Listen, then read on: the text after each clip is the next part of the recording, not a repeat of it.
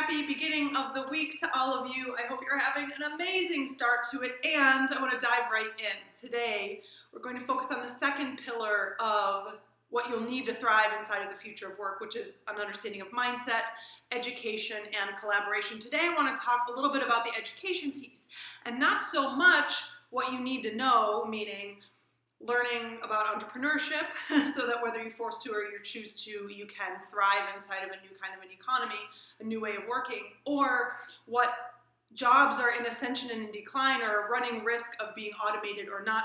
We're not going to talk about that part of education, although that's important. Today I want to talk about the two mindset pieces that you can get your brain straight so it can grow inside of the face of the future of work. And what are those two distinctions? The first one is moving away from being a subject matter expert and moving into being a subject matter student. It's moving away from, I know all the things and the stuff, to a place of curiosity, no matter how much you think you know about any given thing.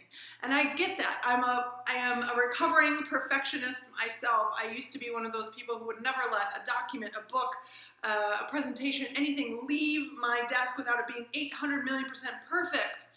And the world is moving in such a way that even with access to as much knowledge as we have, and no matter how much study we do in any given thing, there's always something new to learn. So moving away from a rigid, I know all the things, I need to learn nothing else, to what could there possibly be out here in the world to help me grow myself so that I can contribute more and add more value for myself, for my company, for the world. And that second distinction is moving away from being right and moving into being resilient. And this is linked with that first one, subject matter student, subject matter expert, because we are in most of our schools, for most of our careers and most of our job lives, we are incentivized to get the right answer so that we can get the perfect grade, so that we can save a face inside of a meeting. We know all the things. But there's so much disruption happening in the market, and the new models, which I've talked about in other videos, the new models of doing business, the new models of negotiating, the new models of collaborating with companies are totally different than the old ones. And so there is no cookie cutter anymore. There is no knowing the exact one right answer. There certainly is no more 5-year plan. And so moving away from being right to being willing to be wrong and practicing being resilient.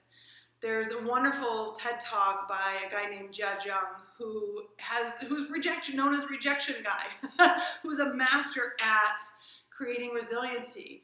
But for you, for those of us who are listening here, go out this week and see if you can get yourself an answer no to anything that you're asking for. See if you can rack up 50 no's this week.